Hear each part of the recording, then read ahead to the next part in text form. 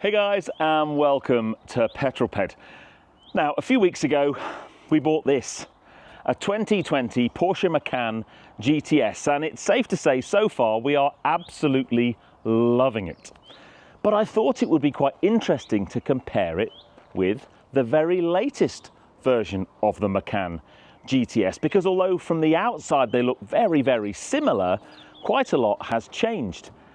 And I'm just thinking, do you need to be spending that kind of money, or can you get nearly the same car for much, much less?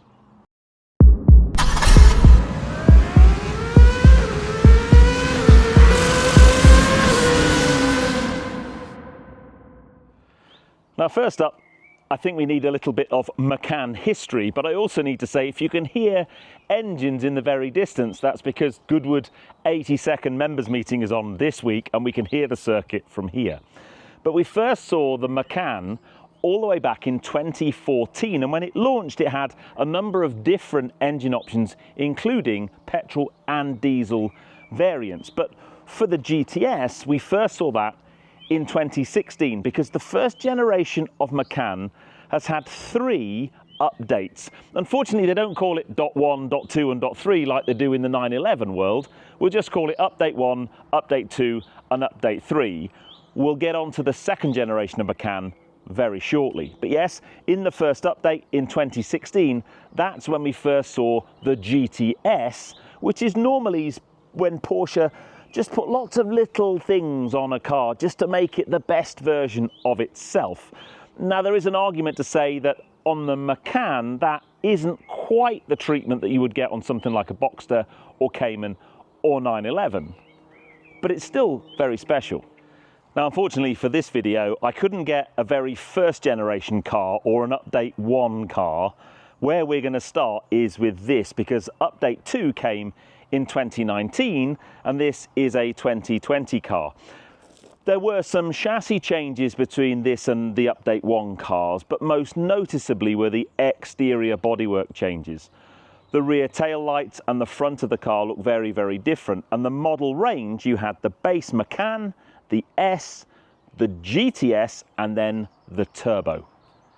Now, the easy way to tell the second update cars is there is a connection between the 2 tail lights. In the very first car, the tail lights were separate and this was just bodywork. But in the Update 2 and in the Update 3 cars, the tail lights are connected with this light bar here, and you've got the Porsche lettering. And I just think it kind of brings and gels the rear of the car together. My car is also spec'd with the clear lenses, which I just think works particularly well with its crayon paintwork. This car was pretty clean a couple of days ago, but it's so dusty at the moment around, especially Goodwood, where all the site build-up traffic is just covered in dust, so apologies for that.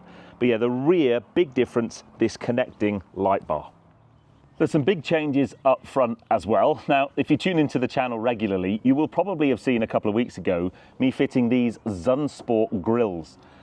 First thing, if you're interested in these, I have a discount code, PED15.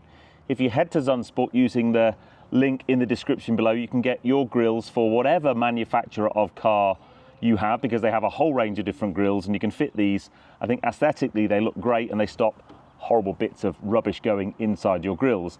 I did get quite a lot of flack, however, for this bottom grill. I actually fitted it the wrong way round. I don't know what I was thinking. I'd come off the back of being quite poorly with sort of man flu and I wasn't 100%. But yes, I have looked at swapping it over, but I've decided not to because the holes wouldn't quite be in the right place and I actually don't mind the way it looks as it is. But yes, so if you want these Zunsport grills, head on over. But I do love the front of this car with the lights and that signature 4 little lights either side of the headlamp, the daytime running lights. It looks really, really smart. So what are the main differences then between this and the very latest third update version of the Macan? So the third update came out in 2021, so my car's actually one of the last Update 2 cars, and quite a few things have changed. Firstly, the model lineup has changed. So in the third update, you've basically got base, then you have T, which has a 2-litre 4-cylinder engine in it, I've driven that car. It's actually a really impressive car. Then you've got S and GTS. There is no longer a turbo, but that's okay because this has more power. So they've both got a 2.9 litre twin turbo V6, but mine has 380 horsepower and this has 440 horsepower. So a little bit more zip. The torque figure has changed as well. So mine has 520 Newton meters of torque and this has 550 Newton meters of torque. So firstly, the new or latest version of the GTS is a more powerful car, but it kind of steps into that space where the turbo would have been. Now, from a distance, you would be forgiven for thinking there weren't a great deal of changes between my car and this one, but when you look more closely, there really are. It's a completely new front end. So you've got different radiator grills, you've got front-facing cameras, you've got all the sensors for things like your cruise control functionality. There's a completely different lip here. This blade here is different. Still got massive, great big gaps where the radiators are. So I think they've done it quite nicely. They've evolved the front end without making it too radical. And as for the rear, it's really a tale of two halves. The top half, from the lights upwards, hasn't really changed at all. The big change is this diffuser. So this black bodywork, all of that, if you look at my one, is body colour, and then you've got a smaller diffuser, still got the quad exit exhausts. But this one, you've got this sort of sculpting around the exit of the exhaust and a much bolder diffuser looking rear. I must admit, I really do like this. It's a bit more aggressive, whereas you might call mine a little bit more classy. Now, when we were looking for our car, colour was very important. You see, both Tracy and I are big fans of crayon. I know it's not for everybody. There are comments, oh, it doesn't look like they've put the paint on, it's just been covered in primer. But I just think a Macan, especially the GTS trim in crayon, looks mega. When I picked this car up from Porsche, this is in Python green, but it is quite punchy. And I thought, yeah, Tracy's not going to like this at all. And she came home the evening I'd picked it up and came in and went, oh, that car is a fantastic colour. She absolutely loves it and actually almost loves it a bit more than the crayon, which is a big surprise to me because I thought she'd absolutely hate it. Next up, I want to chat wheels, because in our generation of Macan, this wheel design, you can get it in a number of different colours. You can get it in black, which looks really smart. We've got the kind of diamond cut version, which again looks really smart. And I am a really big fan, 21-inch wheels. At the moment, one of the big things that's wrong with this car is it's not running the right tyres, but that will be sorted out very, very soon. I just need to wait for a window of time when I'm actually at home, and we'll be swapping the tyres out for a nice set of Michelins. But I do love the wheel design. However, the wheel design of this car is really nice. Now, it is an optical illusion, but this wheel design makes the wheels look bigger, I think. They're still 21-inch wheels, but I just think they look spectacular. And this car's also been spec'd with, you can tell by the yellow brake calipers, the PCCBs, the composite ceramic brakes. Now, that is a £4,000 option. I'm not so sure that I would spec that myself on this car. Yes, it's going to reduce unsprung mass. You know, you're not going to really need the braking performance. You're not going to track a Macan. Well, I guess most people aren't going to track a Macan. So it's a bit of a down the pub boast, and the yellow calipers look really, really nice. But I can't really see the point on a mid-size SUV. I'd rather save my £4,000 and have my red brake calipers. But I am wondering whether I could swap them out, whether or not if Porsche GB noticed that when this car goes back next week, it had red brake calipers and suddenly my car had yellow ones. That would be quite cool. There's just a couple of bits of exterior spec I want to talk about before we jump inside. This car has been spec'd with roof rails, just like mine, really important. And in the kind of first reveal video of mine, I said how important that was to us because we could put a roof box or a cycle carrier on the roof of the car. Here, there's a slight difference to this kind of little spoiler that sits above the rear windscreen. There's little vents in it. I think that looks better than mine, to be honest. It's a little bit more sporty. But this car has an option, another option, which I'm actually still quite jealous about. Well, firstly, the GTS interior pack, it's got carbon trim just here, which, again, a bit pointless, but it does half look cool. But you ready? This car has something that ours doesn't, and I am quite jealous of. It takes a little bit of time to reveal itself. It's on its way, I promise. It's got an electronically deployable tow bar. Now for me that would be great because I could put a cycle carrier on the back of the car rather than having it on the roof. And that's only just under £1,000 as an option, and I think that actually is really good value, and I'd probably spec that anyway.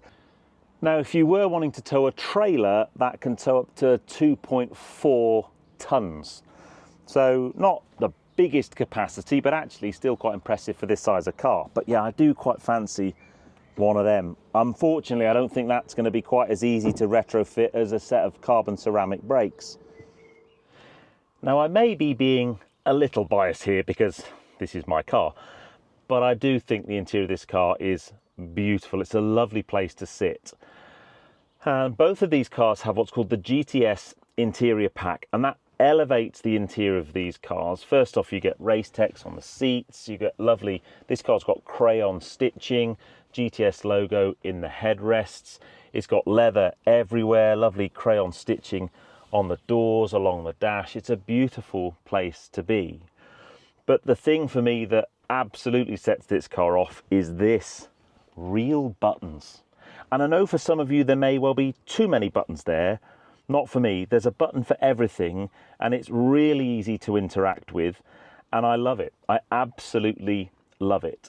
There is a screen there to pair your smartphone, so you can either use the Porsche app and Porsche navigation or use whatever you use on your smartphone. It supports Android Auto and Apple CarPlay. They're both wireless. The only thing this car doesn't have is a wireless charge pad for your phone. So what we've got in here is just a cable connected to a USB port so you can plug your phone in for power. I've not got a major issue with that because it's only really when you go on a longer journey you need that anyway, and the upside is it means that the phone doesn't overheat on your wireless charge mat. The other thing this car has is a panoramic roof. It's a big bit of glass as well, and that makes the interior of the car really nice and light and airy. And then shout out as well, I changed out the Porsche carpet matting.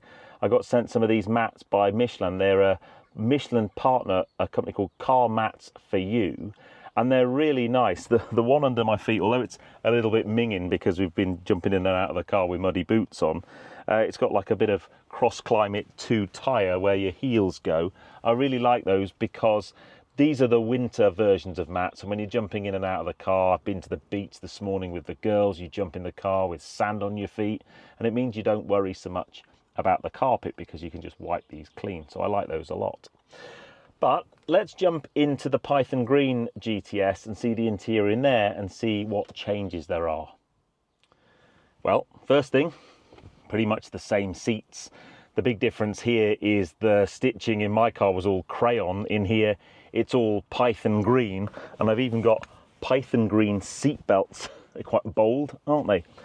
No pan roof in this car, and it's quite an interesting comparison because it's really dark, especially in the back. You do get a lovely race text headliner, but I would much rather have the pan roof. There's also quite a lot more carbon fibre in this car along the top of the doors, on the dash, and I have to say I do really like that. But the big difference is here in this centre console. All of the buttons have gone and they've been replaced by this piano black, and underneath there are a whole bunch of haptics. Now, in my car, I've got a traditional kind of key. This is keyless entry, so you've just got a little button. Let me just turn the car on, or certainly bring the electronics to life. And you can see these haptics now. If you look at them, they're all actually pretty much the same set of buttons, and clearly they look more modern, but I just prefer mine. This is a real magnet for fingerprints and so on. The main screen, it has been updated, I think, in this gen, but not, you wouldn't really notice it. It's probably a little bit quicker, the graphics are a little bit sharper, but mine, with it being the last of the previous update, looks very, very similar. There is in here a wireless charge mat now, but interestingly, my phone doesn't work on it, and it's an iPhone 15 and it only just fits in there. It's the Pro Max version though. So you'd still probably, I'd end up using a USB cable like I do in my car. And then the other thing I'm a bit jealous of is this has also got Racetex on the steering wheel, which just gives a really nice luxurious feel. The steering wheel has been updated, but both cars have Sport Chrono. They have the drive mode selector, so we're all good to go. So there's a lot of similarity, but you can kind of feel maybe the age of this car. It's kind of the third update in. It's kind of brought a lot of stuff with it. So it's maybe worth just talking about the second generation of Macan before we go out for a drive.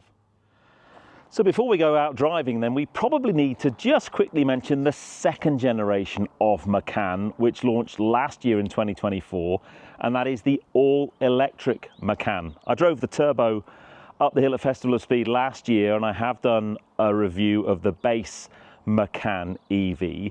Very different styling on the outside, but the cool thing at the moment anyway is they're being sold in parallel with this. So you still have a choice. You can go all electric Macan, or you can still buy the internal combustion engine version, the third update of Gen 1.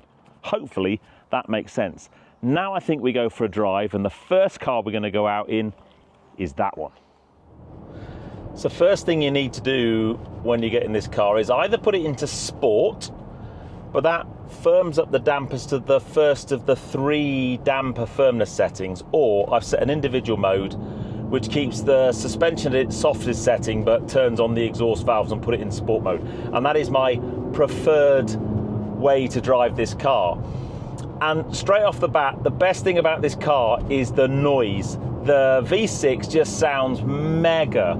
On throttle, when you back off and you change down, you've got some burbles out the back of the car. It's just a really engaging noise. What I also like about the car is if you just want to mooch, it's quite easy to do that. The throttle, it's quite heavy to start with. And if you want to drive quickly, you've got to make a concerted effort. It's not like it's got a really sharp throttle. You need to be quite positive with the throttle inputs, and then you've got all of the performance that you want. You can have the car change gear for itself, but what I often do, especially if I want to push on and have a bit of fun, is just push the gear selector to the left, go into manual override, and then I can use the paddles on the back of the steering wheel and have some fun. You got that little fart as you change up, which is always brings a smile to my face. It's just so immature, but the performance on tap in this car is just fantastic. Now, that performance comes at a bit of a cost, unfortunately, and that is fuel efficiency isn't the best in this car. The long-term trip is 21.6. Yeah, it's not great really. And everybody, when I put out that I bought one of these cars, loads of people contacted me and said the fuel efficiency is rubbish. Well, I filled it up from properly empty this morning, and it gave me about 360 miles on a full tank, and the full tank was about 90 quid. But to be honest, I don't really care because being able to drive enthusiastically PDK gearboxes in Porsches are so good, and it's just a mega thing. You can mooch around town, it's comfortable, it's practical, it's got a big boot, it's great for the dogs, it looks great, and we're super happy with it. Now, in terms of cost to buy, well, clearly when you're looking to buy a used car, there's a whole bunch of things, variables that will affect how much you pay. We wanted quite specific things in our spec. We wanted the crayon bodywork, we wanted a GTS trim level, we wanted panoramic roof rails, we wanted a kind of the GTS interior packs. All of those things mean that you have to be relatively lucky to wait for a car to come up. This car came up at a Porsche Centre, which has the benefit, if you buy that, of a 2-year Porsche warranty. It had 32,000 miles on the clock, and it cost us £53,000, which I know is a lot of money for a used car, but it is a Porsche. It's a good looking Porsche, and we love it. Now the question is, what's the Python green one like? Okay, same thing again. I'm going to put it into sport mode. Now, instantly, when I got in this car at Porsche Reading, the steering is much heavier than my GTS. And I think it was exacerbated by the fact I just got out of a 911 ST, which has quite light steering. This really does have very firm steering. It feels really weighty and meaty in the hand. And I'm not so sure I like it. The throttle has the same kind of dead response to start with. The ability to just drive it round in mooch mode is quite pronounced. You have to be relatively positive on the throttle to exploit the performance. But when you do, there's much more performance in this car. It's an obvious thing to state. We've got a significant uplift in power for a start. And it certainly feels like a much quicker car. Now, if I want to have a much more engaging drive, like in my car, I just push the gear selector to the left and go into manual override. No, I don't, because it doesn't go to the left to force it into manual. You can grab a paddle at any point in time, and that goes into manual gear change, and I can go down through the box or up through the box just like I can in mine. There's more of a whistle to the turbo, and there's still some of the rumbles and bumbles as you change up and down.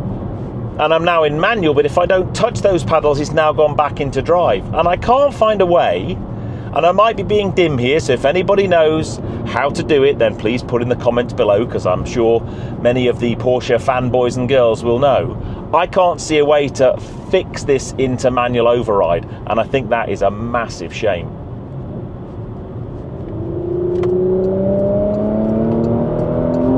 But when you want to overtake a bike like that, or a car, there's no worries whatsoever in this thing.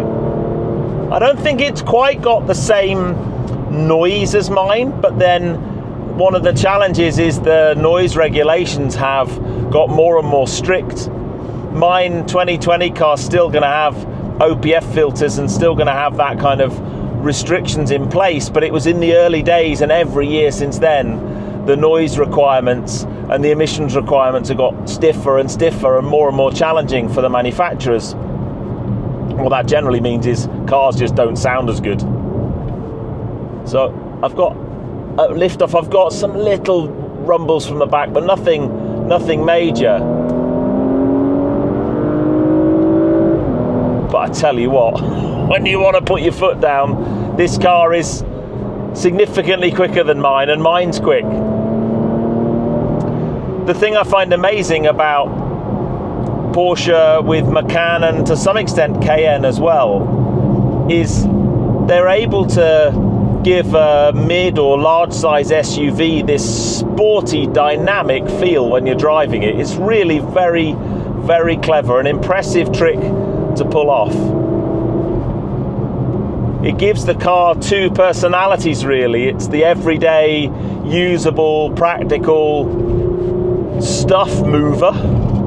But when you do find a nice bit of road, you can grab a paddle and you're in a big sort of, you know, sitting up high in the world sports car. And oh yeah. Now, let's just have a chat about trip information. I wonder what the long-term trip is for this press car. It's probably going to be horrible. Yeah, 18. Oh my days, that's terrible. I thought mine was bad. That's made me feel much better about life now. So yeah, they're not the most fuel efficient cars in the world, and I'm sure that will put some people off. But I guess the old turbo was pretty thirsty, and you don't get performance like this car's got without, you know, drinking a little bit of dinosaur juice. Now, this isn't so much of a pure review of this new Macan GTS. I wanted to just do a compare and contrast. So the one last thing we probably need to have a chat about is price. So if you want to buy a new one of these, they start from £75,000, which actually I don't think's that bad. The challenge you've got is once you start putting a little bit of spec on, that price is going to creep up quite a bit. Now, I've mentioned this car's got the ceramic brakes fitted, which I think is a bit overkill, to be honest. That's 4,000 quid, which you probably don't need to spend. But the car we're sat in is spec'd up to £94,000. Yikes. And that is why I like buying used cars. Now, I know there will be some people jumping into the comments straight away saying you cannot possibly compare buying a brand new car with buying a 5-year-old used car. You really just can't, and I understand that. However, one of the things I wanted to, or the reasons I wanted to do this video is just to say, look, you know, if you look at older Porsches, and the really cool thing about the older Porsches, clearly they have their 3 years manufacturer's warranty, but if you service and look after your Porsche through a Porsche centre or through a Porsche specialist, although it's a little bit more tricky with that, you can then buy extended warranty, and you can pass that extended warranty on to the next owner and so on. So you can really drive these cars around on the used market with a lot of confidence, and I just think that makes them a great buy. But yeah, I do like this green though. But I'd love to know what you think. I found it fascinating driving this car for the last few days. But if you enjoyed that one, then please give me a thumbs up.